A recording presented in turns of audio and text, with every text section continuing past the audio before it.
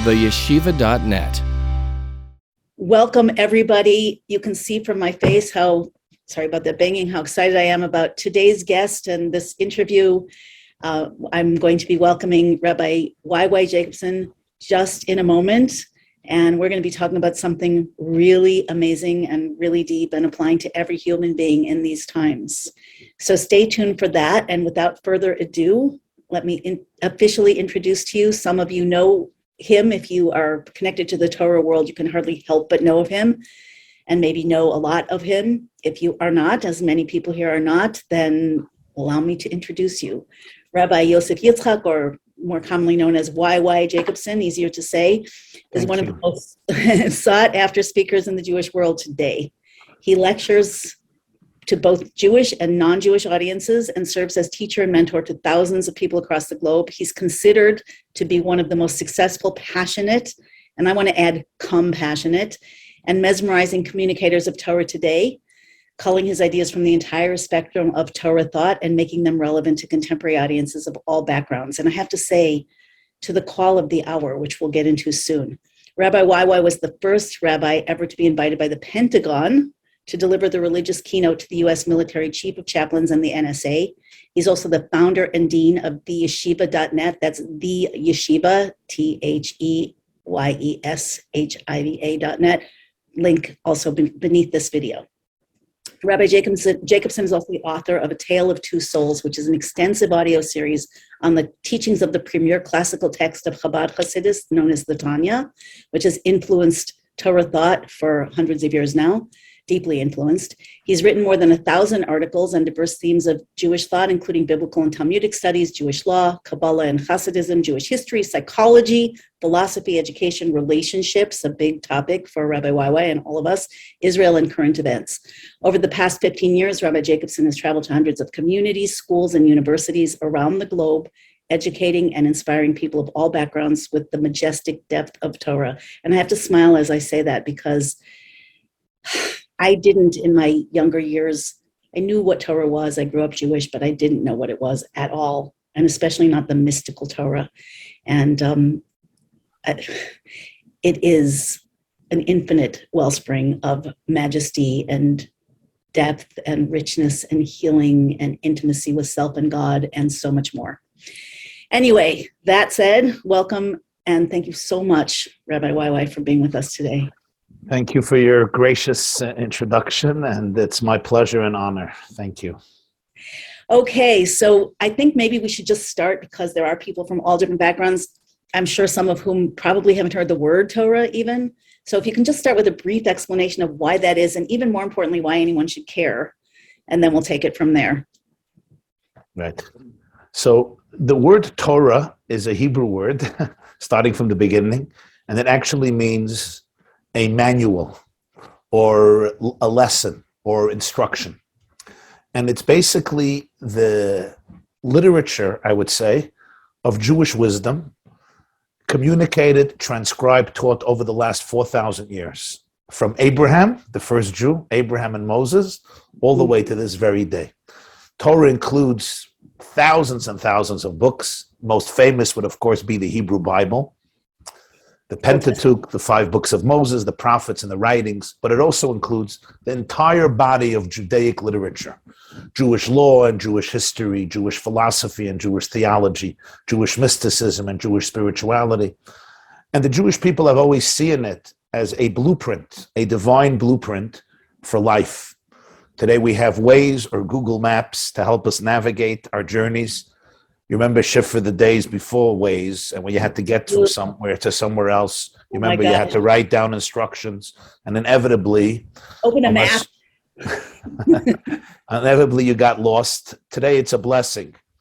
Yeah. You know, if that's true about a journey on a physical highway, imagine the journey of life, which is so intricate and so complex and so nuanced and often filled with pain and filled with tragedy and filled with challenge and difficulties, internal and external.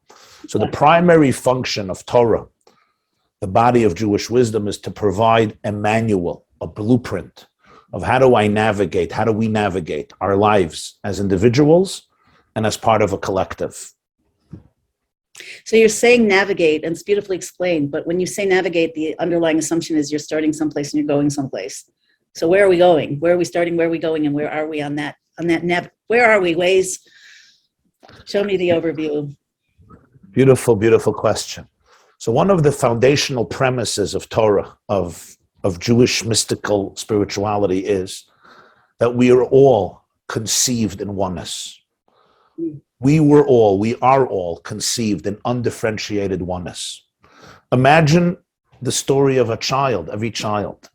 Every child begins as a fetus in the womb of its mother. And even before that, it begins in a state of undifferentiated oneness with the father's seed and the mother's egg.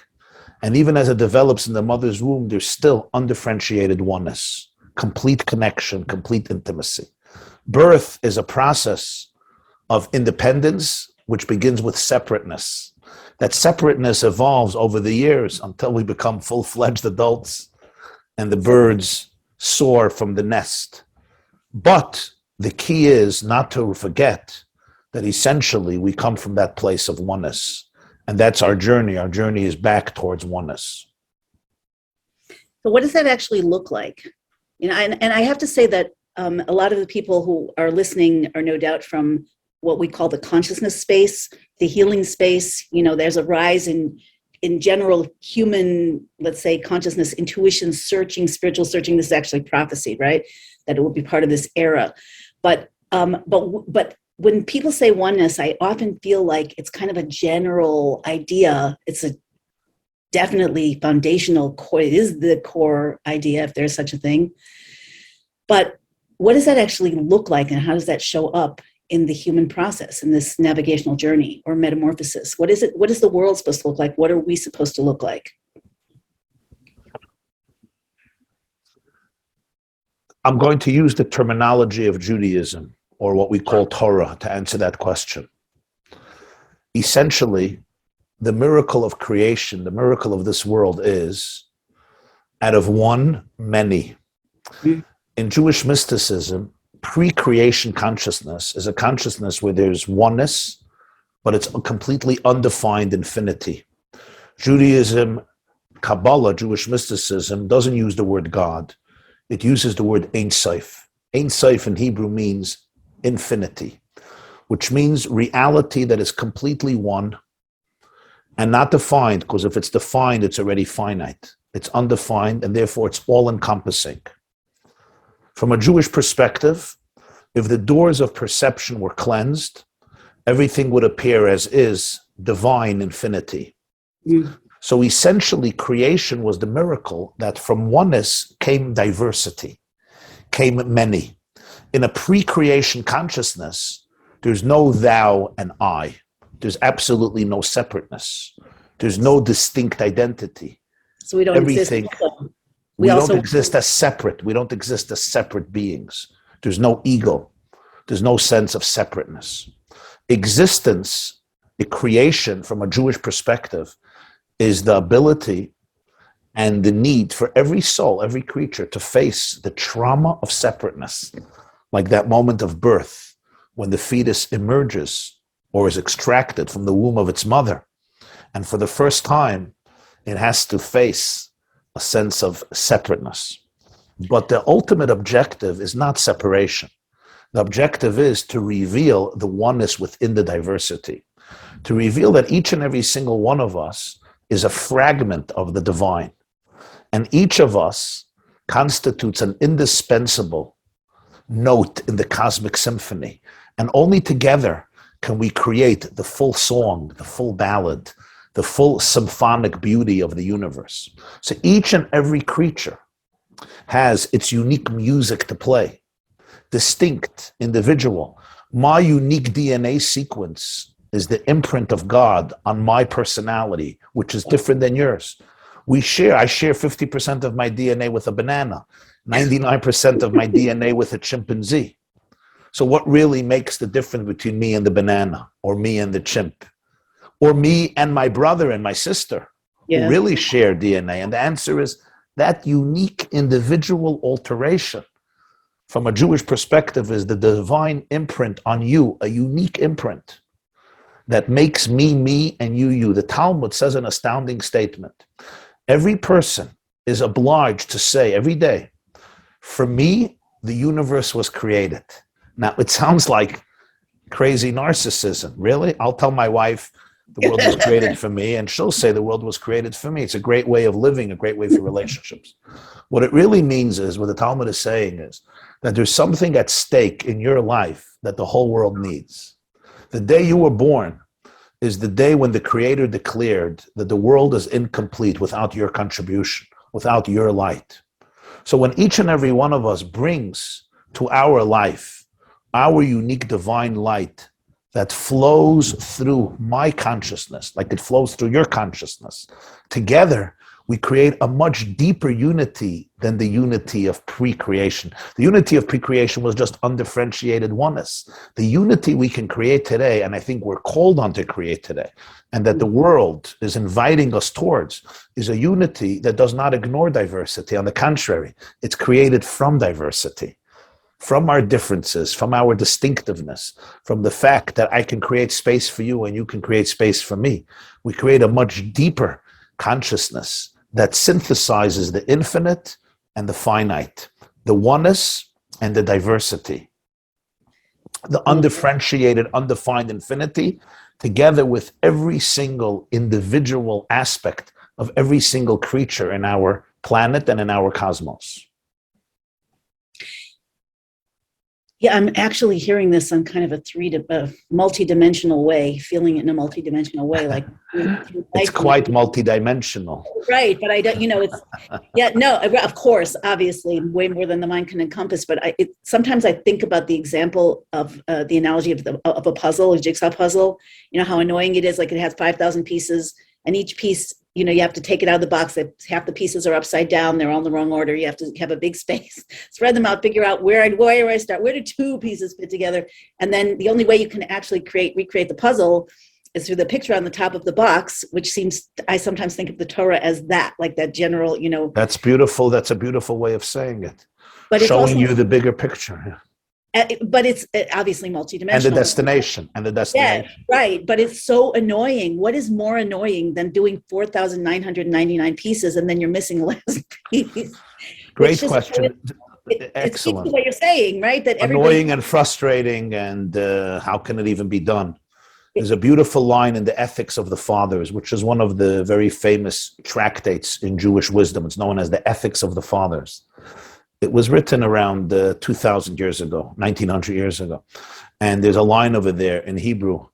It's Lo alecha malacha ligmar v'lo ata ben chorin lihibatel mimena, which, to translate, you do not have to complete the work, but that should not be an excuse not to begin your journey. It's been said by greater and wiser than I that perfection is the enemy of progress.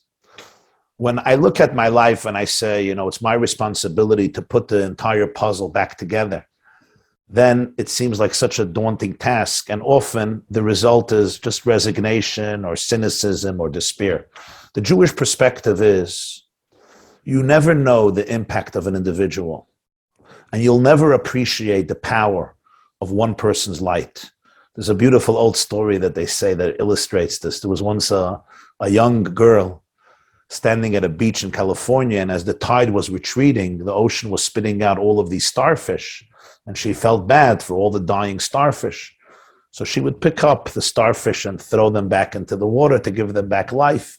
And one old cynic looked at her and said, "You foolish little girl, this beach stretches for dozens of miles. Even if you stand here 10 hours a day, and you throw in starfish by starfish, you're not making any difference. You're not having an impact. There are millions of them stranded here." And the girl looks at him as she picks up one fish, and as she throws it back in the water, she said, "For this one, I made all the difference." And that, I think, is a very fundamental Jewish idea.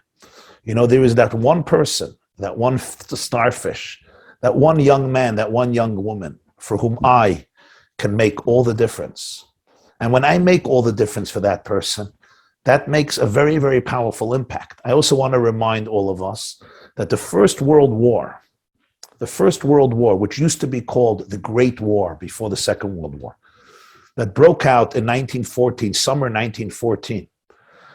And as a result of the First World War and the terms with which Germany was allowed to continue functioning as a nation at the end of the war, ultimately led to the Second World War. These are the two wars that changed history completely. And how did the First World War begin? Began from a 19-year-old, Gabriele Princip, a 19-year-old kid who pulled the trigger and murdered the heir and his wife of the Austro-Hungarian Empire. And that pulling of the trigger is literally what sparked the First World War, which not only on its own had an unbelievable impact, a devastating one, but literally changed everything, not only for the Jewish people, for the entire map, for the entire globe. Judaism says, never ever underestimate the incredible influence and impact of an individual soul in the positive. So when I work on recreating that puzzle, even with my own tools and in my own limited way, Maimonides makes a statement. Maimonides was one of the greatest Jewish thinkers. He lived in the 12th century, considered one of the greatest Jewish philosophers and also world philosophers in history. And he writes a line. He says, from a Jewish perspective, you should always view yourself and the world as a scale, as a balanced scale. And he says, if I do one mitzvah, which is one good deed, one act of kindness, of love, of compassion, imagine that may tip the scale and change the whole world. Now, sometimes I would read it and think, it may be a little exaggerated and maybe a little dramatic. But then when I realized that it took one simple man in China, in Wuhan, to sneeze, just to sneeze, and a few months later, 7.7 billion people were brought to their knees with the sweeping of the coronavirus all over the world, I understand what he means. The impact of a person, if it's true in the negative, it's even more true in the positive. So our attitude should never be, I don't think, who am I? I'm a nobody, I'm a nothing. There's a big puzzle, it's way beyond me. Yeah. Let me just retreat into my little cocoon. Our attitude should be much wiser and much more historically accurate. And that is, you are an ambassador of infinity. You are an ambassador of divine energy. And just like atomic energy, it's not about quantity. If you can tune in to your deepest nuclear levels of energy, the impact is beyond anybody's imagination. Is that why, I was going to ask you before, but you might have just answered it, but is that why, I was going to ask you, why is it that a positive, if one person can change the world for the negative, why is it so much more so for the positive? I think you may have answered it, but if you want to just explain that a little bit more. Like, why is the power for the positive greater than the power for the negative? Yeah, because you feel helpless. I feel that's not true. It's a great question, and it brings us to a much larger question. Which force is more powerful in my life? The force is the positive and the negative. Sometimes it seems that negativity has so much more power. The powers of depression, the powers of hatred, alienation, disassociation, disconnection. They just come so easy and so fast. Yeah. I'm in a bad mood. I'm in an angry mood. I'm frustrated. I'm hateful. I'm angry. I'm vengeful. Positivity are like, stories that we tell ourselves, and more like, poetic dreams and nice songs. But the truth is, it's the other way around. It's the other way around. Because you see, all negativity essentially, and this we have to understand, all negativity essentially lives because of concealment. It's basically thriving off blockages. And anything that lives only because truth is concealed has a limited life term. Because the moment there's revelation, it dissipates, it ceases to be. If I can give a very simple illustration, if I have a company or I have a business that's running a Ponzi scheme, completely illegal transactions and so forth, its entire power is that nobody sees the truth, the books are closed. Yeah. So it may be very tempting. I mean, we all know, about Madoff's Ponzi scheme and other schemes. But the moment truth comes out, it's all over. It's gone. Take the Soviet Union, take communism. For 70 years, it cast its fearlessness over the world. like Putin is doing today, right? And then one day, in 1990, it just died without a single shot fired. No other revolution in history was The fall of the bloodless. Soviet Union. Yeah, it's true. It was bloodless. What happened was because it was all based on lie. It was all based on lies. The cover-ups were so thick and so dense, as Churchill once said, that one day it just platzed. Platzed is a Yiddish word, which means it just melted away into thin air. The power of negativity could be very, very powerful and fearsome in our own lives and in the world. But ultimately, it's skin deep because it doesn't have reality to back it up. Because when reality emerges, there is oneness, there's love, there's compassion. When reality emerges, we're full of love, we're full of light, we're full of joy, we're full of possibility. Now, reality doesn't always emerge. We are also filled with blockages. I have traumas that block me. I have fears and insecurities and anxiety and stress and unresolved stuff that block me. But they're all based on blockages. And therefore, I always have to remember that the power of love and positivity will always defeat hate and negativity, because one is rooted in truth and authenticity, and the other one gleans its power from blockages and cover-ups. Like clouds, like when you go rising up through from a cloudy day in a plane, and all of a sudden it's really, really bright. Right. And we all know in our own lives, I may be living with a lot of blockages and it's eclipsing my light. Yeah. And it's very easy to fall prey to those blockages. But if I dig a little deeper and if I excavate my inner depth, then ultimately the darkness vanishes in the presence of light. You know, you can have the darkest of rooms, and you light a candle. And the light expels the darkness. You don't have to battle it. You don't have to get into a debate with it. You just have to light a flame of truth in a house of lies, and the lies just dissipate. And that's our role in this world. Our role is, each one of us is a candle. The book of Proverbs says, the soul of a human being is the flame of God, which means each and every one of us is a candle. But a candle could sometimes remain unlit. You have the candle itself, you have the wick, you have the wax, I have the oil, I have the candelabra, but then I have to ignite the flame. And when I ignite that flame of warmth, of compassion, of truth, the darkness dissipates. Wow, there's a lot here. I want to ask you a few things at the same time. So let me just sort through for a second. I want to know, first of all, you describe the world, the creation of the world, the reality of the world as undifferentiated, infinite oneness, Ein Sof. And then you described how that's concealed in order for individuals to emerge. So what you're saying makes it sound like even this, that God is concealed, is skin deep, not just God is, and I want to lead into that soon. We want to talk about God because people have all kinds of preconceptions and conceptions, and it's so important to really look at those and bust through. But first I want to ask you, like, are we in a place where it's skin deep? Because it seems like, I mean, creation has been going on for a long time. Concealment of divinity has been going on for a long time. Suffering has been going on for a long time. Lies have been going on for a long time. Why would you say that it's skin deep? And the other question that goes with that is, how does a person bust away those clouds or bust away that darkness or turn on the light? Like when you counsel people, what are some of the core things that you suggest that make that difference? Right. So one way of looking at it is, when I say skin deep, I don't mean that it's not powerful or scary or has not wreaked havoc. Right. What I mean skin deep is that ultimately it will not prevail. You know, the Pharaohs of the world, the Hamans of the world, the Tituses of the world, the Stalins of the world, the Hitlers of the world have wreaked havoc.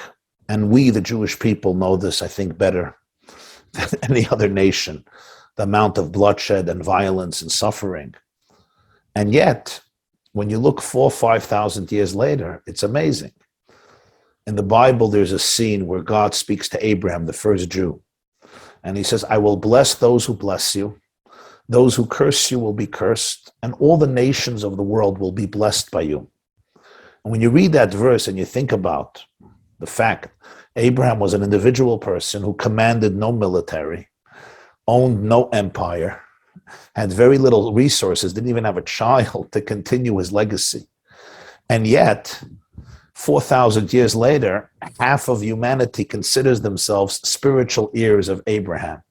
And the ideas of Abraham, monotheism, oneness, the search for the laws of nature, science, today have completely redefined the world. And what that means and what it shows us is that ultimately reality prevails. That's its nature. Reality comes from the word real. Yeah. Right. So we as the Jewish people, I think, are living witnesses to the fact that yes, history has been challenging. History has been difficult. And there's no denying that. And there is so much pain. There was so much pain. And so much evil and darkness have often prevailed in the lives of individuals and in the lives of nations and cultures. And we still watch so much injustice, so much pain, so much abuse, so much tragedy. The question we have to ask ourselves is, they say there are three types of people. There are those who make things happen, there are those who watch things happen, and there are those who want to know what happened. As Jews, our mission is not to watch things happen and not to ask what happened, but to make things happen. Now, you say as Jews, would you include everybody listening here? There are plenty of people listening here who are not Jewish. So I would include every single person. The reason I connect this to the Jewish people is because I think historically the Jewish people have seen themselves as identified with a mission to be able to share with humanity some of these fundamental truths about every person's responsibility, non-Jew and Jew alike, right. People of every race and every culture and every religion and every tribe. You know, the Torah, Judaism, calls the Jews the chosen people. And somebody once asked me, what does that mean? What are we chosen for? Chosen for benefits? Chosen to be persecuted? And I said, the answer is, we were chosen to teach every person that he or she was chosen. We were chosen to teach every person that he or she was chosen, that you're not a random mutation. You're not just a consequential, valueless, meaningless, insignificant blimp on the surface of infinity who will one day just become fodder of the worms. No, you were conceived in love. And you, each and every person, constitutes an indispensable note in the cosmic divine symphony. So when we say evil is skin deep, it doesn't mean it's not powerful. What it does mean is we should never take our eyes off the target and know that the ultimate story of history, the arc of history, is bent towards creating more harmony and more oneness. And there's a lot of good that we also have to celebrate. You know, I said yesterday at a lecture that in the last few years, for the first time in history, more people died from drinking Coca-Cola than from starvation. For most of history, you woke up in the morning and you did not know if you're going to die from one of three things: famine, a plague, infectious diseases, or violence. Today, not in all of the world, but much of the world, we wake up in the morning and we're not concerned that we're going to die that day from violence or from hunger or from an infectious disease. This does not take away the many tragedies and loss of life. Right. We have to understand that for thousands of years, things were very, very different. And there's a reason. The world is developing. There is progress.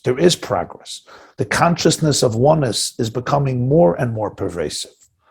We speak to people around the world and you see the openness for people to realize that we want to be in a space of harmony.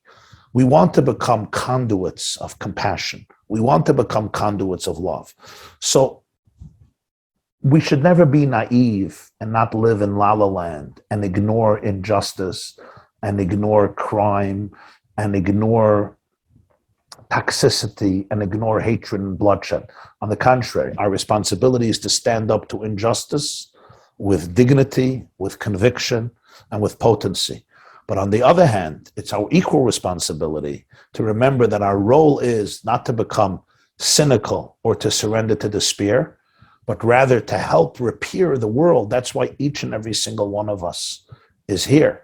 You ask a question about how I would guide people to help remove our blockages. That was your second question.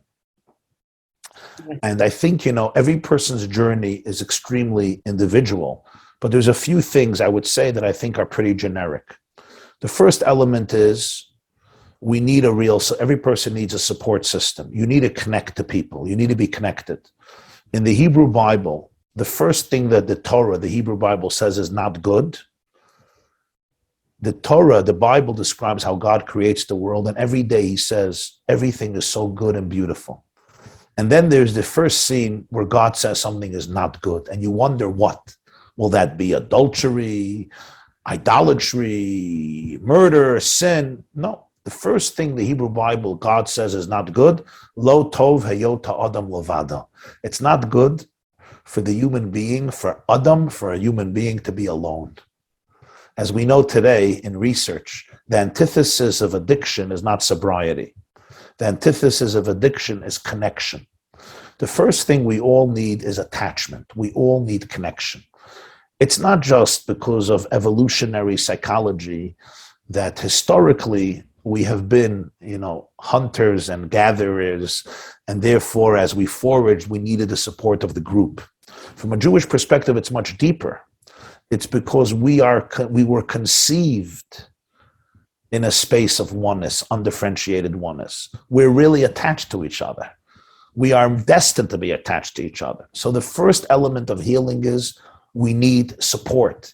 We need people who believe in us. We need people who are connected to us. We have to reach out and reach in and connect to people. We need that.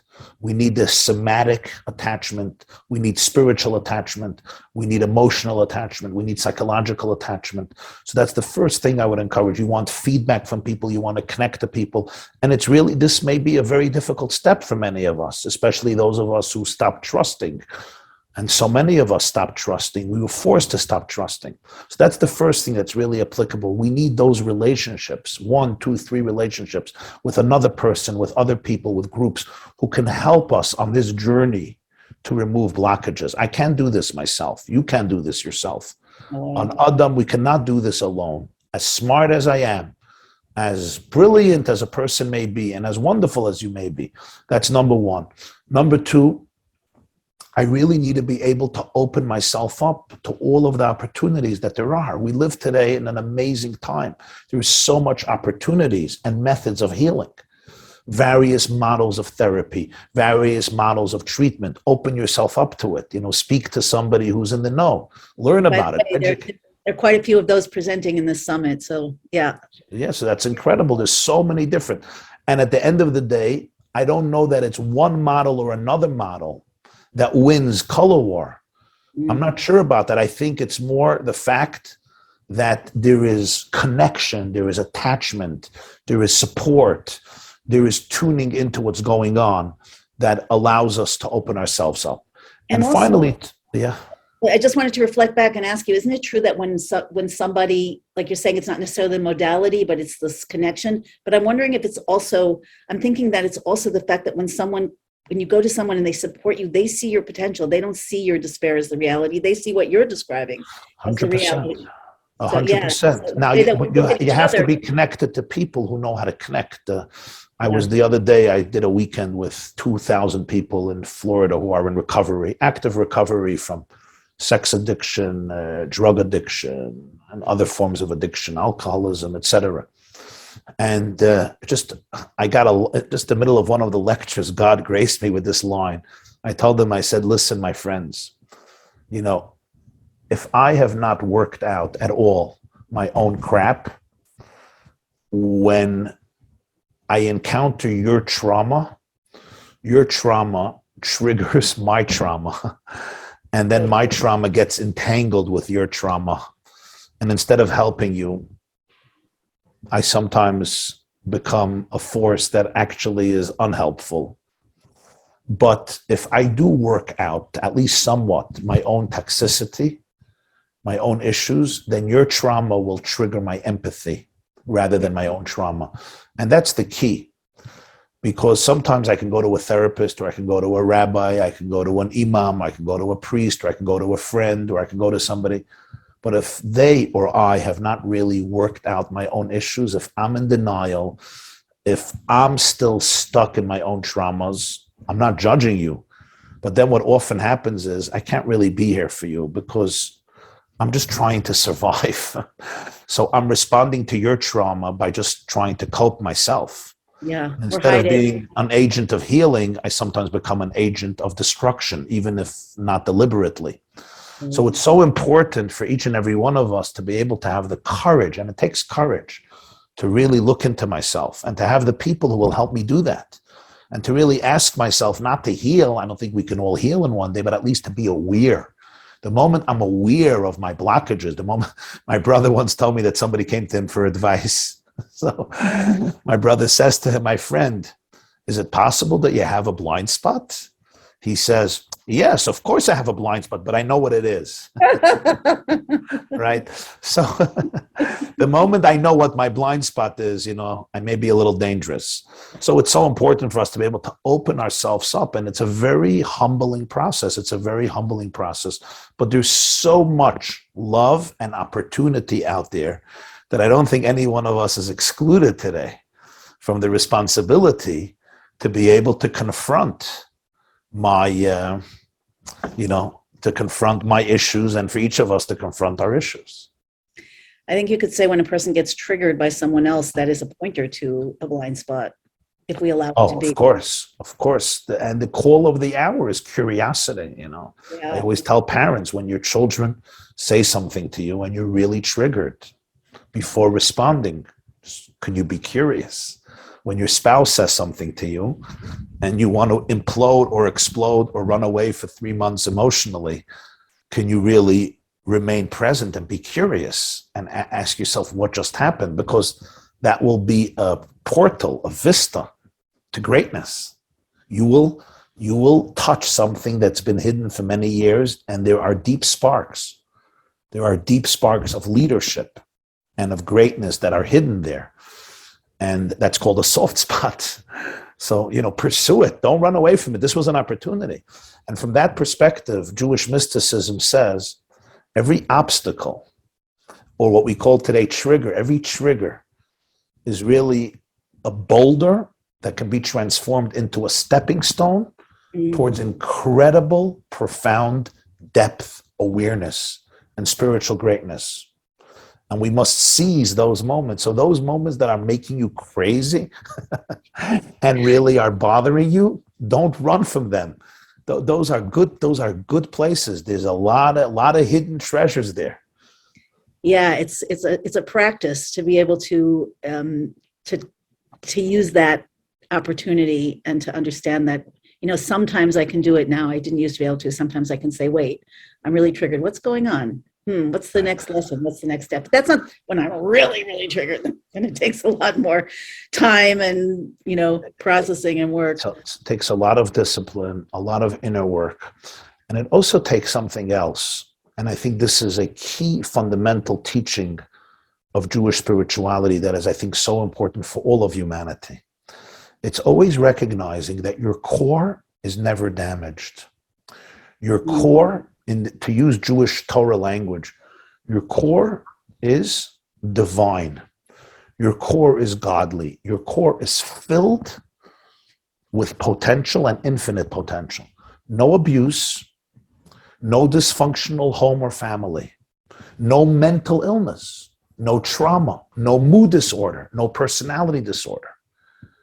And nothing in the world can snuff out your core goodness and wholesomeness.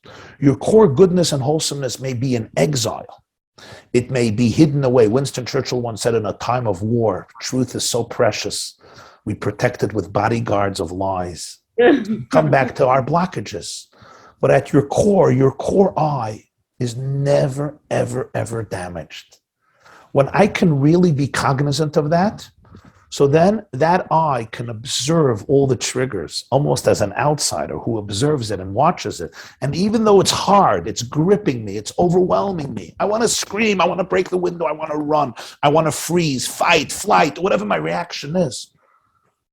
I could always remember that there's an eye observing all those triggers, and I can then watch my inner child playing in that sandbox, being terrorized in that sandbox, and ask myself what just happened and begin a journey towards so much more awareness. I think it was Viktor Frankl who once said, between stimuli and response, there is a tiny empty space. And it's in that space where all human freedom lives. So, you may say something to me. That was a stimuli that just came into my brain. And I'm triggered. And I'm ready to respond or react. But in between the stimuli and the reaction, there's a tiny little space where freedom lives. That tiny, tiny little space. And if I can go into that space, if I can cultivate that space, and I can watch what is happening to me, I can be curious with compassion, with love, with sensitivity, not with judgment. Because when I do it with judgment and criticism, I'm never going to get anywhere. It's just going to go back into hiding. But when I can do it with compassion, it will sometimes open itself up to me. And slowly there is this journey towards inner redemptiveness. Right. This is a core teaching in Jewish spirituality, literally a core teaching. And it's helpful to know that your goodness could never, ever be compromised. That your mental challenges, whatever they may be, are part of your journey. They never define you completely.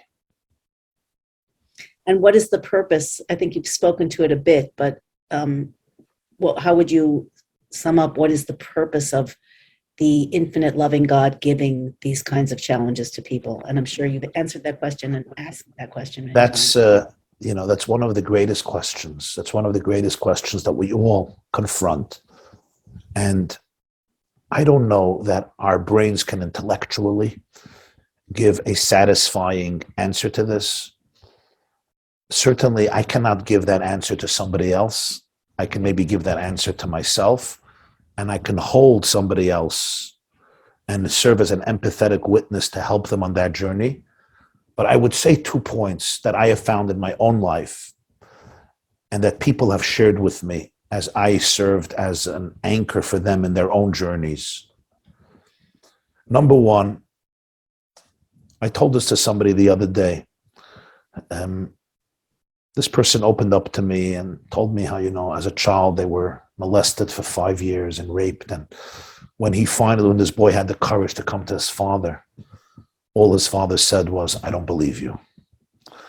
And he told me that was worse than the 5 years of rape, because the 5 years of rape were done by some sick pedophile. But this was his father, who didn't even give him the dignity of believing. And he turns to me and he said these words. He said, "Rabbi, why?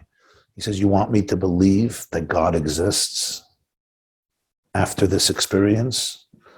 Maybe if you could tell me why it happened to me." I looked at him, I shed a tear because it was very sad to hear this from a person, obviously. And then I said to him, I'll never know why. I will never know why. I don't know that anybody could know why. But I just want to tell you something I feel. And that is, I don't think you can approach your tragedy, your experience, with an intellectual question, seeking an intellectual answer, almost like it was a mathematical equation. Why? Because. Right. I think it would be far deeper if instead of asking why, you'll ask another question. And that is, how can you turn your experience into a mission statement? I don't know that any normal person can answer why. Why would a child like this have to go through this? And if God exists and God is compassionate, why would he allow this to happen in this world? I don't know. I really don't know. I cannot wrap my brain around it. But I told this boy, I said, but I want to now ask you a question. And that is, if you had a choice, And your choice is to look at your tragedy and say, I am messed up. This world is an evil, sadistic, barbaric place, and I am a victim of it. And that's the end of my story. I'll just live the best life possible. Okay. I can't judge that reaction. I can't, never. But I said, I want to ask you, would it be possible for you to muster the courage and respond differently and say as follows, yes, this happened to me.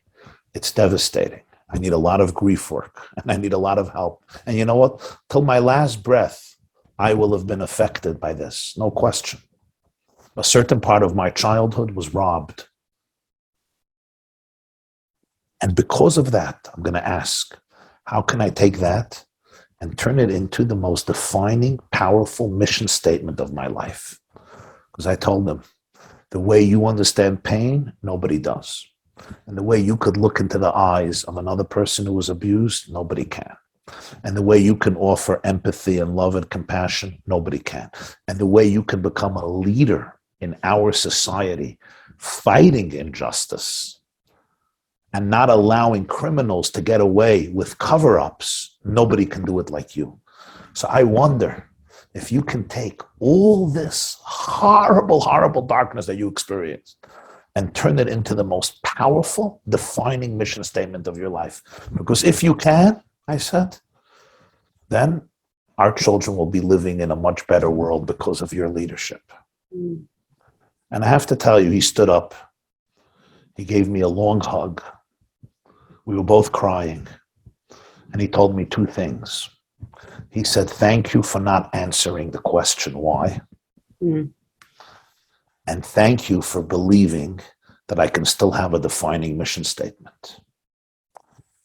And I have found in my experience of counseling people and talking to people that to answer the question why is sometimes very unwise and often cruel and stupid. First of all, because I don't know. And even if I would know, intellectual answers don't deal with pain. Never. If we're learning philosophy, if we're learning math, if we're learning physics, we all cherish the intellect and we cherish our analytical ability and our prefrontal cortex capacity. No question. And if you're a Jewish rabbi learning Talmud, the intellectual creativity of the mind is a blessing. When we're talking about pain, when we're talking about raw pain, and somebody says, you know, why did this happen to me? Why did my father die when I was a child? Why did my mother die? Why am I going through this illness? Why did I lose this beloved one? I think our job in this world is not to give explanations. First of all, because we don't know. And even if we would, it's usually irrelevant. Our job is really to be there for people, to be there for people. Now, I would just add that sometimes, and I think a person has to be able to say this to themselves, I know in my life, some of my struggles, my personal struggles, I would have never asked for them. And I would not wish them on anybody that I love or anybody else. And yet I also know that there are certain places I have reached in my own internal soul that I could have never reached without this. Absolutely true. Does it justify it? Does it rationalize it? Does it explain it? I don't think so. I think we're talking about a different realm of reality. Sometimes a human being has a very, very deep light. And in order for them to discover it and to own it, they have to be able to work very hard. And they have to sift through a lot of debris and a lot of, in Yiddish, we have a word, meshagas, which means a lot of complicated stuff in order to be able to discover that light and own that light. Sure, God could have just given me that light and say, Rabbi, why light up the world? It would never be mine. I would not own it. I would just be a robot. In this world, go ahead. In this world, we are called to become the authors of our own biographies. Mm-hmm. It's one of the most beautiful teachings of Judaism. Sometimes we see religion as being very passive. It's almost, just be a obedient slave of the Lord, just do what he wants. But in Judaism, there is a beautiful expression. It's an expression in the Talmud. God wants you to be his partner in the work of repairing the world. A partner is not passive. If I bring in a partner in my company 50-50, I don't want the partner to be an obedient, passive bystander. I want the partner to come in with his or her full creativity. Bring something to the table. Yeah. Bring something to the table that I can't bring. So this is a very gearing idea in the Talmud. God was looking for a partner, and the question is, what can't he bring to the table? What can't he bring to the table? I look for a partner because he either has the money to invest, or he has the wisdom to manage, or to strategize. That's why I bring in a partner. If not, I don't need a partner. I want the revenue for myself. So the Talmud says God was looking for a partner in the work of healing the world. This means that there's something the partner brings to the table. And what is that? And the answer is, it's human vulnerability. It's human vulnerability. That's what we bring to the table. We bring to the table the authenticity, the non-judgmentalism, the compassion, the striving for growth that comes because of our deficiencies, because of our imperfections. As we go on our journey, we can then discover something from within that becomes ours through our work, through our initiative, through our creativity. And if you could look at your challenges as an invitation to go on a deeper journey, your challenges are transformed into opportunities. It doesn't mean they're not hard. It doesn't mean you don't need to do a lot of grief work. It doesn't mean you don't need to work through a lot of pain. And it doesn't mean you wish it would happen. It would have happened. It doesn't mean you become just this, zombie. The other day, and I know I'm bringing up something very personal that you are unfortunately very well aware of. I was visited by parents who lost a child. And they lost a child in a car accident, a 16-year-old boy. And the father said something fascinating to me. It was such an interesting question. I didn't expect it. He said to me, as I was sitting Shiva, in Judaism, there's a ritual that after we lose a loved one, we sit for 7 days in our home and we do nothing. We don't go to work.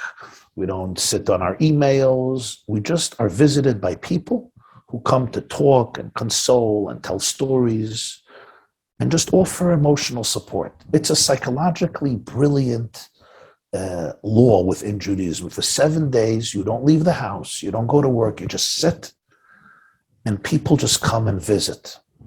I remember how amazing it was, sadly amazing. It was sad, but it was also very powerful when I lost my father and I was sitting Shiva, and people just came all day and most of the night, and they didn't stop coming and just sharing stories and episodes and memories. It's just a very, very powerful way of transitioning from one life into a really new life without your loved one. In any case, it's called Shiva, but Shiva means 7 because you do it for a period of 7 days of a week. And I turned to him and I said, I don't know, but I just will offer something that may possibly be true, maybe not. I said, think about it, and if it resonates, it resonates. If it doesn't, scratch it from the files. And he said, what is that? And I said, is it possible that some of us are trained to deal with tragedies by amputating our emotions, by not feeling our emotions? We almost choose between God and our emotions. If you want God, cut out your emotions. If you want your emotions, you're going to have to say goodbye to God. And religious people who have grown up with God and faith in God say, well, I'm not rejecting God. It's almost like in that Woody Allen movie, I think Crimes and Misdemeanors, where this niece turns to her very religious uncle who has this long white beard, and she turns to him and she says, Uncle, if you had to choose between God and truth, which one would you choose? And the uncle says, of course, God. And it's Woody Allen's way of describing what religion looks like in the 20th and 21st century. You're choosing between God and truth. So, but they would say, no, I'm not choosing God and truth. I'm choosing between God and my own very human, primitive, finite, small-minded, directionless, and petty emotions. I said, you can't do that. You never, ever choose, make that choice between God versus your emotions. Because if these are your human emotions, they're real, they're authentic. They're part of God's gift to you. They're the way you play out undifferentiated oneness in this world, through your emotions. That's all I have. I have my experiences in life. I'm not infinite. I'm not God. I don't have to be God. Remember, God wanted a partner. Partner means you're going to contribute something to this endeavor, to this enterprise. A partner is not passive. So if faith is all about surrendering your emotions, not feeling, there is a danger that something human shuts down. And when people speak to you, they just feel that there's something human that's missing. And therefore, what I would encourage is, be present with all your emotions. Be present, because if this is your emotion, this is your emotion. Work with it, embrace it, cherish it, have compassion with it, and you will grow with it. Is this number 3? When I interrupted you a long way back, you were talking about getting support from other people and seeing the greatness in the depth, in the blind spot. Is this number 3, to be present with all the emotions? As I had asked you if you counsel people to get rid of the blockages. This sounds like this. I know this to be very, very powerful and so key. Oh my gosh. It's very, very key. It's so important. We also need support for it, because sometimes it's very scary. Sometimes it's scary. But this is another key element, to be able to really be present and not afraid of any emotion. Your soul is larger than your pain. Your soul could contain it all. You don't have to cut anything out. You don't have to amputate. You don't have to be afraid of it. You can really be present with it, and you can bring it to the conversation. You could bring it to the fore. You could bring it into the relationship with yourself, with your close people, and with your God. Bring it into the relationship. The last point I wanted to make earlier, I was thinking about something else, which is I would always encourage people to be able to define their life as a story of blessing, which comes when I get involved in actual positive endeavors. So wherever I am in the world, it's important to be able to dedicate some time of my life to be an ambassador of love and light and hope. Whatever that means for you, to get involved in some project, to create an organization, a movement, a website, to become, get involved in volunteer work, to get involved in some form of work that is about love and kindness and giving and generosity and benevolence, because ultimately, actions of positivity have a very, very powerful impact on our heart, on our soul, on our psyche. They create new neural pathways. When we engage in certain habits for 60 times and more, we literally create new opportunities in our brains, new opportunities of how we think about things. So that would just be another element. Get accustomed to engaging in rituals and habits that are consistent, that are positive, that are loving, that are kind. They will have a very powerful impact, even if your heart, you don't feel you're fully emotionally ready for it. Right. That was just another component that I would add to this conversation. But talking about amputating emotions, this is such an important thing. People have to trust the fact that every emotion that I'm experiencing is part of my blessed journey. It's not part of my curse. Even if it's a very difficult emotion, it's there to teach me something. It's an alarm clock. We don't like alarm clocks, If I'm sleeping, I really don't like my alarm clock to ring. But the alarm clock is not a curse. The alarm clock is there to wake me up. It's to make me alert. We have a lot of alarm clocks, and they can make us alert and make us conscious and aware of things so that we don't sleep through life. So there's some way. You started out more or less this conversation by talking about the core. It really struck me when you said it, the core trauma that happens as we're initiated into living, into life and birth, which is separation. And you also talked about how the nature of the universe is that there's a cover or blockage over reality, which is indivisible, undifferentiated oneness. And definitely that has the overtone and the color. In creation has according to mystical Torah, has the undertone, I should say, of divine love and divine goodness, of bringing something new into being through that partnership, revealing the reality. So I'm just wondering, I almost don't even know how to frame the question, but I'm just wondering if these experiences, if it makes sense that these experiences of the traumatized emotions are somehow homeopathically or through consciousness or through contrast are showing us what isn't working about the blockages, so that it always drives us deeper. It always, if we allow it to, it always brings up different dimensions of awareness that we didn't, at least speaking for myself, that I didn't know existed.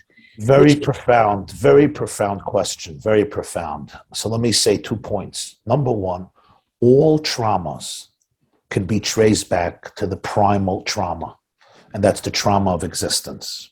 Or to put it differently, even the person, that theoretical person who may live in New Zealand, I don't know, who grew up in the most functional, perfect, loving, nurturing home, the person who grew up seen and safe and secure and soothed, the 4 S's of Dr. Siegel, and the person who grew up in an ambiance of absolute attachment, so there's no attachment disorder, etc.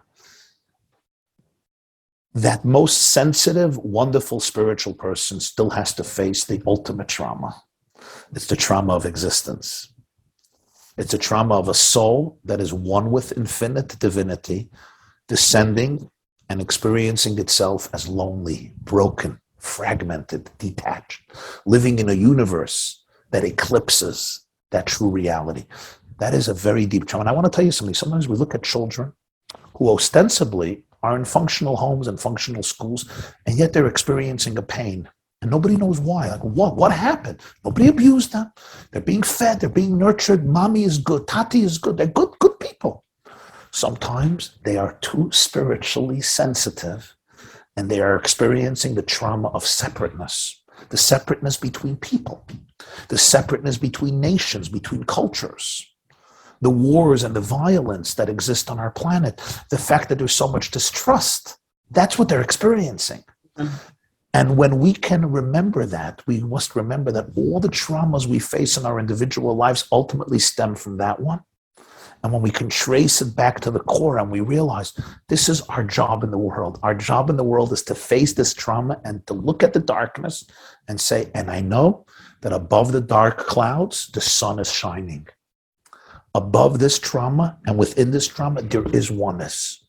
And when I work it through, I transform the darkness into light. I bring healing not only to me, but vertically and horizontally to the planet, and vertically even to the generations that preceded me.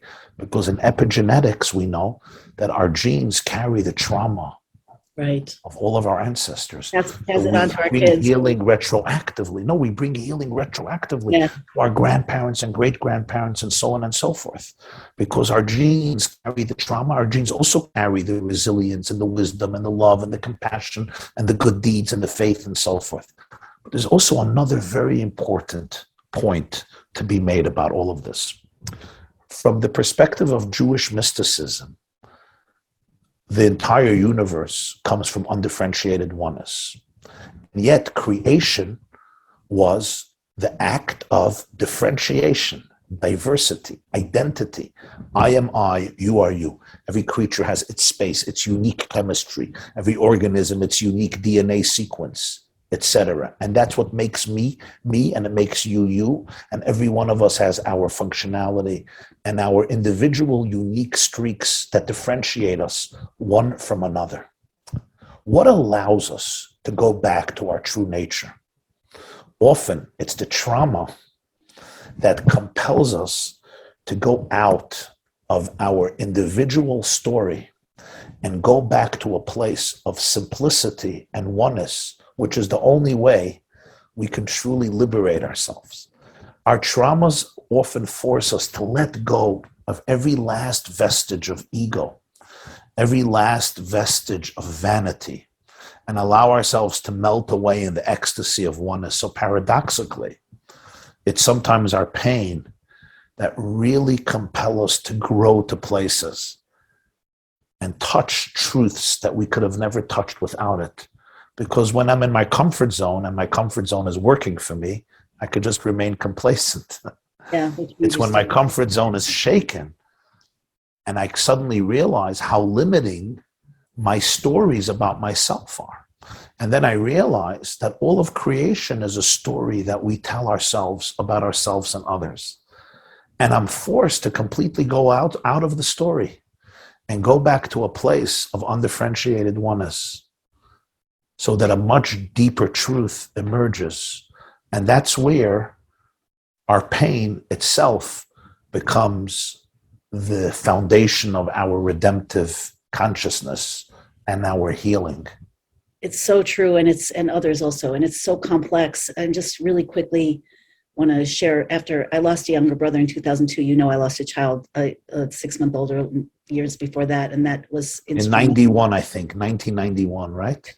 Wow. I remember. Yes. I remember. Yes. I was a student in a rabbinical college, and I remember that story when you lost your child. Yeah, it was early. It was before it became like. Unfortunately, there are more and more. There've been a lot more tragedies since then, but it was much less common at the time. Anyway, after my brother passed away, when my baby passed away, I happened to be, around the time when the Lubavitch Rabbi was urging us, to do what we could to bring this redemptive healing to the world. And I just felt like the soul was pushing me, and I got very activated in ways that were way beyond my identity. Then when my brother passed away in 2002, a younger brother, I think I went into PTSD. And I remember every day I was sitting at my desk, just like, why? What the heck? And I was able to move less and less. I just was sitting there day after day for about 2 or 3 months. And at one day, I just remember having this sudden visual. It doesn't even make sense, but it changed everything for me. It was like I suddenly saw myself where I lived in Morristown, New Jersey, and there was a lake there, and I saw myself in the lake as a duck from nowhere. And I was swimming, and I was looking, and it was cold. It was winter, it was icy, and all the houses, everything seemed kind of gray. I was looking around, and then all of a sudden my attention was drawn down to underneath the water, my little round duck body and my little duck feet paddling there. And it does not make any sense logically, but it was like it showed me, I felt with my whole being that this is a world of peace, that underneath this, that down there everything is good and everything is connected. It was like a revelation. And it allowed me to get up from that chair and move forward into the work that I do now. And it was really the first catalyst for that. And so I think everything you're saying is so utterly profound and so important. And it's like there's something about the human being that, we're created in the image of the divine, yet we're human. We have this reality to us that nothing else has, because we have that free choice. We have that divine, essence. And yet we experience the vicissitudes and the pains as well as the joys, but the pains and the travails of humanity, what they call the human condition, in such an intense way. And somehow the blend of the two, being more aware and more compassionate and more allowing of that human self, making the space for it, bringing it up to heaven, screaming or crying in pain, as who could not do, who wouldn't do that, as much as needed, being witnessed, learning to hate the pain, to offer goodness instead of that darkness. And at the same time, it seems to have the effect, if it's used correctly, and I don't wish it on anyone, we're moving toward a world where death, the Torah promises, death will be removed, suffering will be removed. That's what redemption really is. But I just want to say that somehow the work that you're talking about and the allowing that you're talking about and the self-compassion that you're talking about allow for the revelation of that deeper realness of us, which ultimately at its core is God. And the revelation of that in turn heals all potential for suffering, because suffering comes from that core trauma of separation, right? Does that make sense to you? This is how I'm hearing it all, putting together. Yeah, there's what come to, as you were talking, two really majestic teachings from Jewish spirituality come to mind. Number one, there is in the Bible, in the Hebrew Bible, that dream of Jacob as he's leaving his parents, someone going to build the first Jewish family, which would turn into the Jewish nation. He dreams of a ladder that's standing on the ground. Sulam mutzav artzav v'rosham hagia shamayim. There's a ladder standing, etched on the ground, and the top of the ladder reaches heaven. And the rungs of the ladder are basically the link between heaven and earth. And the Hebrew Bible is using that as an illustration of what the ultimate calling of a human being is. We are ladders. And that ladder on one side is etched on the ground. We're earthy, we're earthly, we're concrete, we're mundane, we are physical, we're sometimes very brute, some of us more than others. And that ladder has rungs, but that very same ladder, its top reaches heaven. So we are the interlacing link between heaven and earth. But those rungs climb through all of the layers of reality, so that the human soul is actually like a violin that experiences the vibration of every dimension of reality and of every creature on earth. Maimonides writes that the human being is made up of every dimension of the planet and every dimension of the cosmos. So our hearts are actually like musical instruments that experience the vibrations of literally every dimension. And that's why there is so much confusion, and there are so many vicissitudes, and there are so many fluctuations, there are so many experiences. But instead of allowing that to become a source of confusion and fragmentation and splintering of self, we actually have to see it as an invitation to be able to take all of those vibrations and turn it back into a singular symphony. So don't get afraid of any vibration. Every moment of the day, there'll be a different vibration. Just be open to the experience. And the second major beautiful idea in Jewish mysticism is, why is it that naturally, instinctively, we love the ocean? I think most of us, you stand at the ocean and there's just this sense of awe and mystery and love and something about it. And also, you stand in front of tall mountains. And there's a beautiful interpretation about it. The oceans and the mountains remind us of who we are. We're really infinite. The ocean, it doesn't end, doesn't look like it's ever going to end from our vantage point. It just reminds you of who you are. And that mountain itself, it reminds you of who you are. And when we have those reminders of who we are, it helps us live a life that is aligned with who we are. Wow, it's stunning. And it sounds like this violin image is so compelling. And it seems like you're saying the string theory, the ultimate string theory. And it sounds like we each contain everything, that we each contain with us everything. Everything, each and every one of us. There's a classic Jewish mystical work called Likutei Torah by the founder of Chabad, Rabbi Shneur Zalman of Liadi. He passed away 1812 in Ukraine. And he writes, the reason a person can repair the world is because everything that exists in the world is reflected and mirrored and vibrates within every person's psyche. So there's a piece of the world inside of me. When I'm watching, I live in Rockland County, and there's beautiful birds in my backyard. There's a forest, and there's a red and blue bird that come visit our trees every evening before sunset. Wow. And I'm watching the red bird. The other day during Corona, we stayed home, so I wasn't going to the synagogue. So I would pray in the morning. So Saturday morning, I would sit with my wife and we would study texts of Jewish spirituality. And there was this bird that kept on coming every few minutes. I'm like, and almost like he was giving this, or she was giving this message. And my wife said, the bird is reminding you that you have to pray. You did not do your morning service yet. So, I told it to my teenage son, and he said, sure, dream on that, Tati. So I don't know what the bird was saying, but there was something so compelling about her interpretation, because it's true. There is a symbiotic relationship that we have with every creature on the planet. When you're watching a worm, or you're watching a caterpillar, or you're watching a squirrel, or a groundhog, or I often watch the deer here, I'm not watching someone or something that is separate from me.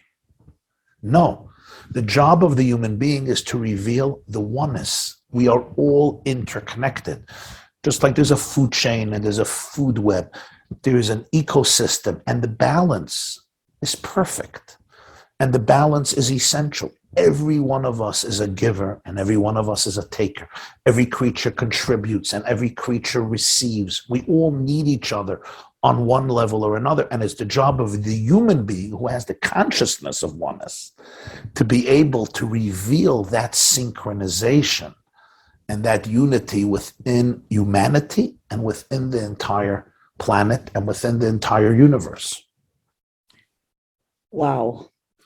Okay, this leads me to the real core question that I want to bring up in this amazing interview.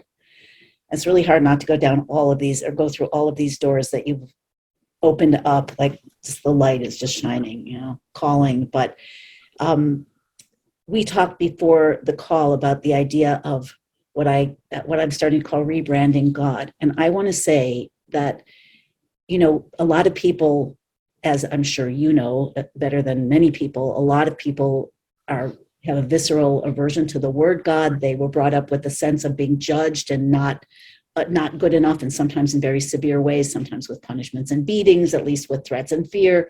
And even in very beautiful households that are very connected to religion, and even within the Torah tradition, not the mystical Torah, which is revealing this oneness, which only started to be really revealed in bigger ways 200-300 years ago, a couple hundred years ago, and now much more than ever because of the times. But anyway, we're still wed. I feel very much, and I'm saying this as a statement, it's really a question. I feel very much that we are being invited, and even more strongly than invited, we are being begged to step into a new relationship with God. The old relationship with God was trauma-based. We're all traumatized by God. Anybody who believes in God is deeply traumatized by God.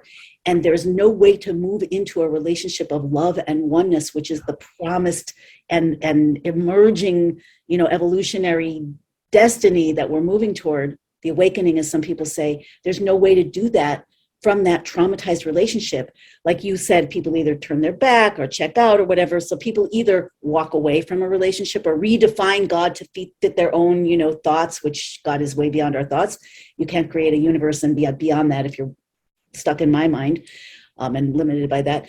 So anyway, how do we get, it feels very much that we're being urged, like I said, to move to a new relationship. And the last thing I want to say about that, and then I'm turning it over to you, is, and I don't say this in public, I've said it a couple of times in smaller venues in public, but people are always talking about like asking God for forgiveness and asking other people for forgiveness. And, that's important when it's appropriate, and forgiving ourselves, really important. But on a much deeper level, it feels like we cannot move into a new relationship with God if we can't forgive God. And I'm saying this to you because I know you can handle it and do something with it. But forgiveness means to let the past be in the past. You're not afraid that I'm going to stone you through the Zoom, huh? No, I'm not. I know too much about you. Thank God.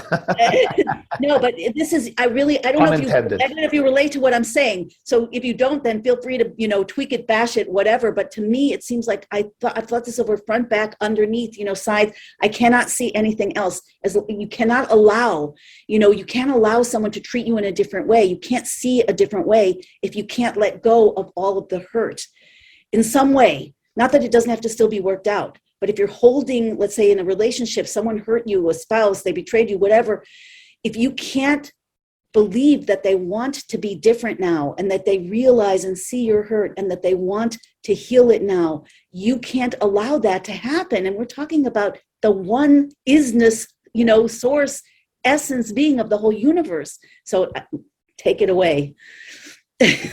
Okay. So Shifra, you ask a wonderful question, and it's not just a wonderful question, it is a vital question.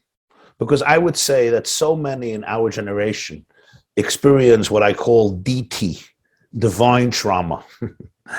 Divine trauma is basically trauma revolving around God. And it comes from the fact that many of us have grown up, and consciously or unconsciously, deliberately or non-deliberately, the way God is experienced by us is in a very, very negative and toxic way. I can't tell you how many countless emails I've received from people, letters, personal encounters with people from all different groups of life. And the common denominator is that they perceive God in a very, very negative way. God is out to get me. God is out to crush me. God is out to kill me, to destroy me. And their life story are basically a confirmation of that inner belief. And, I often tell people in my lectures, I ask them, I want to know what is the first instinctive image that you experience in your brain and in your heart when the word God is mentioned. I'm not talking about the images that come later after meditation and reflection and a cerebral, long analytical process. I'm talking about that moment, the moment you hear the word, what image is planted in your brain that very moment before you have a chance to judge it and dismiss it. Right. And very often people will describe a very sinister image, black, scary, dark eyes staring you down, dark clouds, somebody who's really, really always looking down your back and searching through your closet to try to find your guilt, or many other similar depictions. And what that means is that instinctively, our first impulsive reaction is one of negativity. And we have to work that through. Because in order to embrace the consciousness of oneness, the consciousness of love, the consciousness that unites us all, that we spoke about it earlier, we really cannot judge ourselves or judge these responses, because these reactions are really part of our coping mechanism. Our brain creates files for everything, including for God. And these are the files we have created to know what to expect, to know how to position ourselves vis-a-vis God. But these relationships and these attitudes must be revisited by us as we all mature and try to enhance our spiritual and emotional posture in a healthy, liberated, emancipated, inclusive, and deeply emotional and visceral relationship with God that enhances, that enriches, that embraces, and empowers us rather than weakens us. A love relationship. But I'm so sorry to interrupt your flow, but no problem. It's also religious upbringing. There's a constant emphasis on, we're not good enough. We failed. We haven't, met the mark. We have to repent. We have to ask for forgiveness. No wonder these things are happening. That's one thing I want to say. And I'll let you go and go forward in a second. Yeah. Just what you're saying. You're not good enough. You're not good enough. You're always guilty. And how do who authorized anyone? Sorry for the blunt question, but I know that people are going to be thinking this. Who authorized a spiritual leader, a rabbi like yourself, or anyone else who's promoting a love relationship with God? Who authorized you to change the dynamic? Do you know what I'm saying? If this is a tradition for all these, most religions. Yeah. So, sorry for the interruption, but it's no. It's an awesome question, and the truth is, if you read certain texts without context, without the context of real spiritual oneness, indeed, those traditions are more than justified. In other words, what I am saying is not that people who have these feelings are coming from nowhere. No, they have long-standing tradition and rituals and certain perspectives and certain literature that really makes them feel this way. Education, certain focus, no question, and a lot of religious texts that would affirm this. And in fact, I have to tell you, every time I speak about this, I always get a few emails from people who will say, this is completely new stuff. This is not true. This is all fiction. This is your own liberal pop psychology trying to make yourself popular and making hurt people feel good. But the truth is, fire and brimstone. The truth is, God is a zealous God. He's a God of vengeance. The truth is, every wrong thing you do, you're going to get punished for. The truth is, Dante's furnace, the fires of purgatory are waiting to consume your soul and consume your body. And that is the truth. That is the reality. And my response is, I'm not judgmental and I have compassion and I know where you got this information from. I know the texts very, very well. I know the literature very well. I know this style of education. But I want to tell you that this is ultimately a distortion of the entire foundation of all spiritual growth. Because let's think about this for a moment. Are you going to tell me, from a Jewish perspective, that God, infinity, had nothing better to do with his life than conceive a universe, right?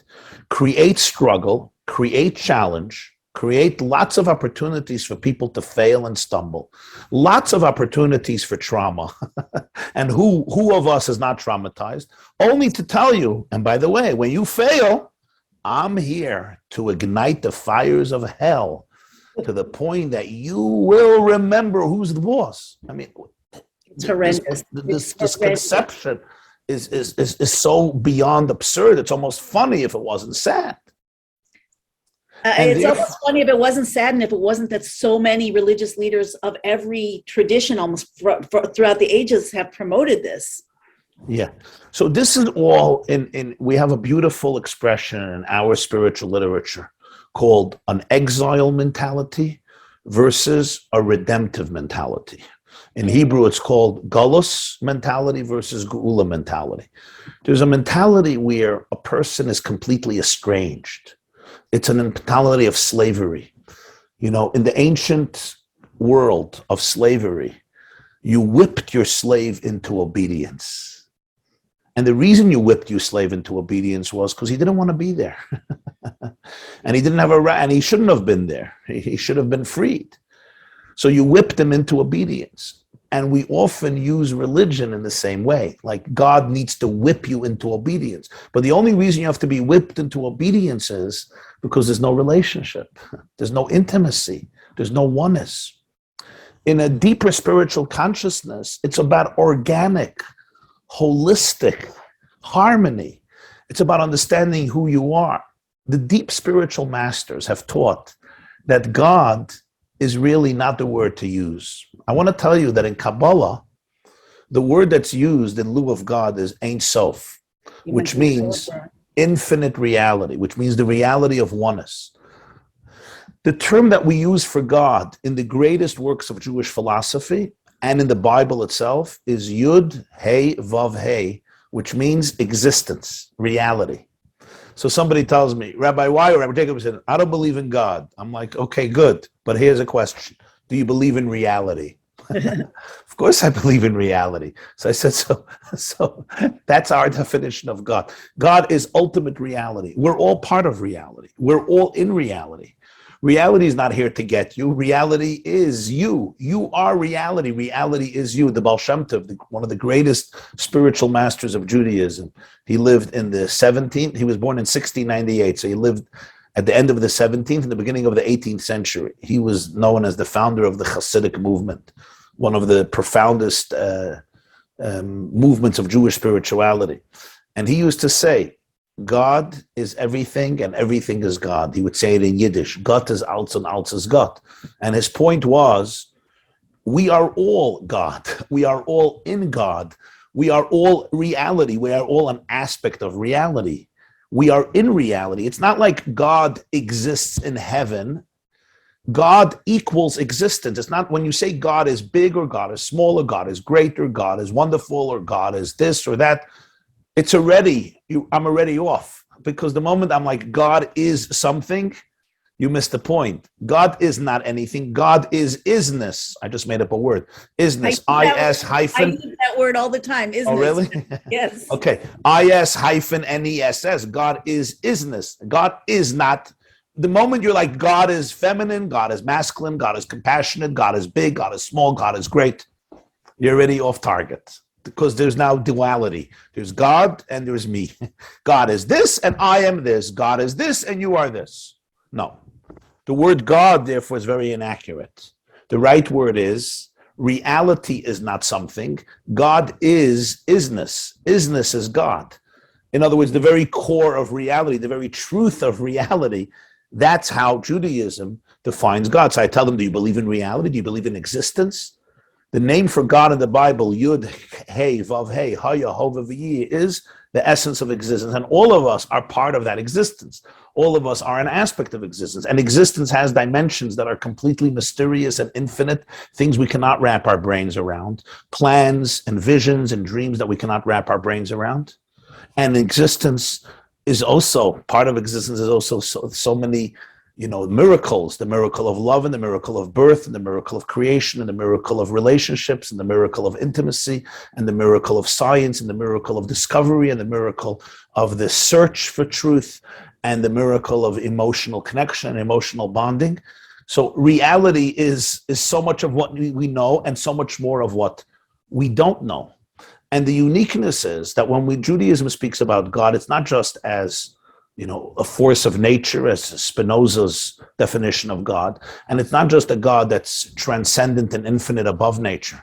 It's really a synthesis of the fact that there's no nature outside of God, but there is also God above nature, because God is not limited to nature. So God is both within and without, feminine and masculine, immanent and transcendent, and also at the core of my heart, extremely personal and intimate. It's something I can address in the most personal ways, like I address my best friend. And therefore, when the Torah speaks about you should listen to God, another way of saying it is, can you listen to your deepest voice? Can you tune in to the ultimate truth of reality? When the Bible says, if you follow God's ways, you'll be blessed. If you don't follow God's ways, you'll be cursed. It's almost like a geneticist talking to you and saying, let me tell you about your genetic makeup. Let me tell you about your DNA. Let me tell you about your chemistry. Let me tell you about your brain. Let me tell you about your blood type. And let me tell you which foods are superfoods, which foods are all right, and which foods are toxic. This geneticist is not trying to mix into your life. He's not trying to destroy your life. He's trying to align your daily diet with your genetic makeup, with your blood type, so that your adrenaline and your energy level is maximized, so your life is actualized, so I don't feel lethargic and heavy and depressed and angry. So when the Torah is a blueprint for life, when it gives us rules, those rules are not about repression. Those rules are about self-actualization. It's aligning your brain with its ultimate power, its ultimate calling. Yes, there are certain foods I should not be eating.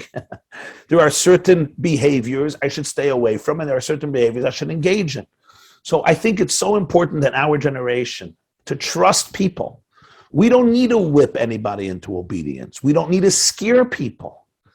God is not your enemy. You are divine. You are part of infinite reality. God is about tuning into your ultimate, deepest strength, your ultimate reality. And in that reality, in that level of reality, beyond my blockages, beyond my distortions, I want to be the best person because that's who I am. When we can come from that perspective, the entire education and relationship with God is not just sweetened, but it's completely transformed. Right. Wow. It's so profound and so, I don't know, poignant. There are a lot of other words for it also. That without this, people either have the choice of subjugating themselves to constant self-judgment and terror, guilt, etc., shame, or to just walk away. And that's neither road is going to take us where we Right. where we're aimed now, which is this Right. transcendence, finding the divine within our own beings, and then Exactly. the world. That choice is a very painful choice that many of us make. It's the choice of either submitting. It's the choice of either submitting to cynicism and mockery and alienation and despair, really, because cynicism is really a form of despair. It's like, I won't trust anybody because I was backstabbed last time. Right. Versus a vision which causes me to submit and surrender and feel mediocre. But there's a much more real, authentic path. Yeah. And that is, you don't have to surrender your individuality, and you don't want to go to a place of fear. On the contrary, you want to go to a place of love and compassion, and you want to understand that everything you're going through is really a gate to deeper awareness.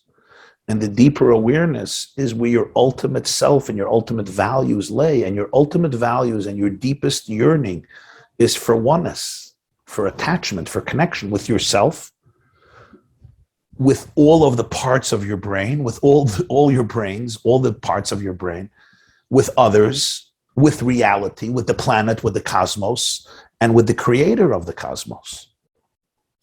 The mystical Torah texts talk about this kind of experience, right? We're so, in a certain sense, we're in an evolutionary sense, we're aiming for that.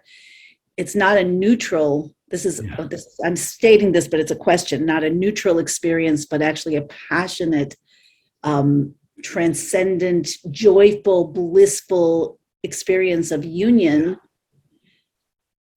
Yeah. And they call what we've been going through all these millennia, this like crazy, insane world of terror and anxiety and worry and suffering and exploitation and domination and resistance and victimhood and tragedy, God forbid, all this, we call this the human condition. Like, that's just the way it is. But really, this is a metamorphosis, right, into another completely other version of ourselves and that relationship, which will project into a different world. So what do you see? And I guess I've taken so much time from you, so I'll end with this question probably. How do you see that metamorphosis? How would you advise people in general on that metamorphosis? How do you move from that deeply traumatized relationship with God, where and on what basis, where your life has shown you that, it makes sense to be afraid, and it makes sense to feel like, either you're being victimized or you are causing these horrible things by being a bad. Yeah. How do you move from that into, a intimate, passionate union with the ultimate isness? How does that happen? Great question. The first thing is through awareness and compassion. Not through getting angry at yourself and judging yourself, because that's part of the old voice, which we have to have compassion for. So don't get angry at yourself. Don't judge yourself. The most powerful tool is observation, awareness. Awareness means that I can watch that relationship going in different directions. Take it in your own relationships, in your own marriages, or your own friendships, your own partnerships with people. The greatest blessing is not for me to be perfect, because I'm not perfect. The greatest blessing I can wish on myself is to always be aware of what's happening. If my wife tells me something and I can observe the triggers and I could see where my brain wants to go, and I can make a conscious choice to go somewhere else with compassion. So I don't have to repress or deny or judge or crush what just happened. I can look at it.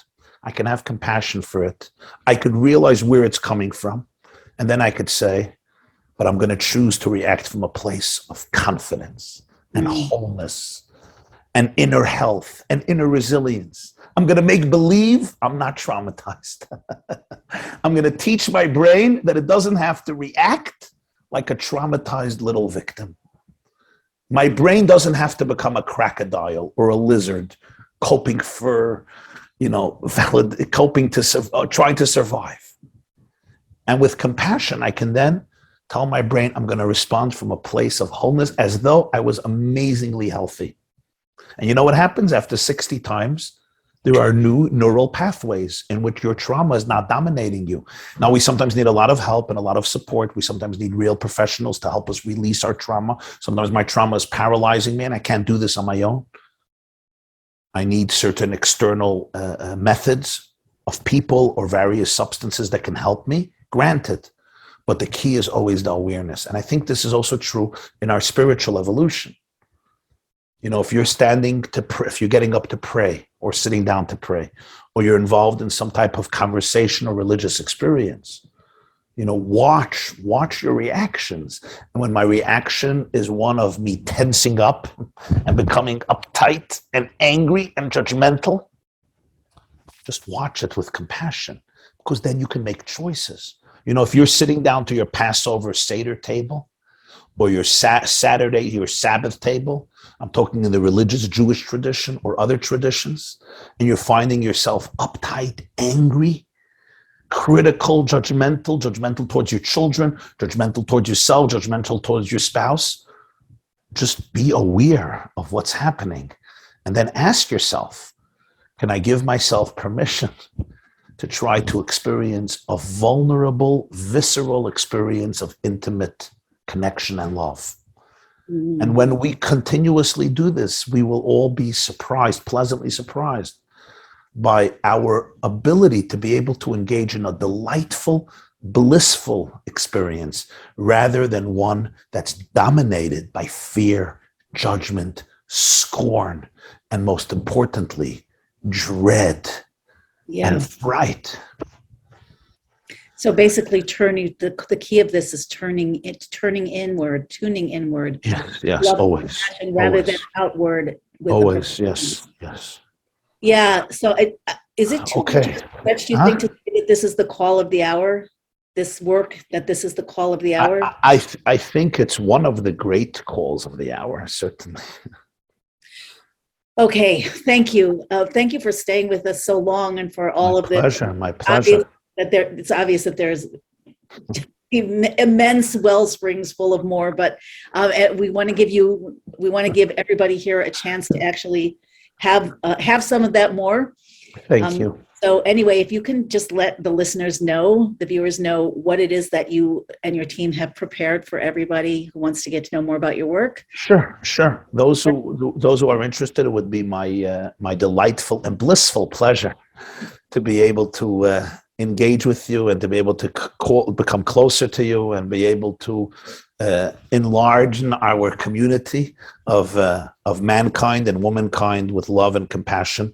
So, number one, I send out almost daily a short WhatsApp clip that helps anchor us in the vision of oneness and the vision of love and compassion. So it's a short clip that may help you as it helps me, and it helps many of my friends and students anchor ourselves, in that inner space. So you could sign up for that to receive that via WhatsApp. There's also... Days will change the brain, as you said. Hopefully, if we do it constantly. And the most important thing is to internalize it and to act on it, to internalize it viscerally and to act on it so it doesn't just remain an intellectual idea.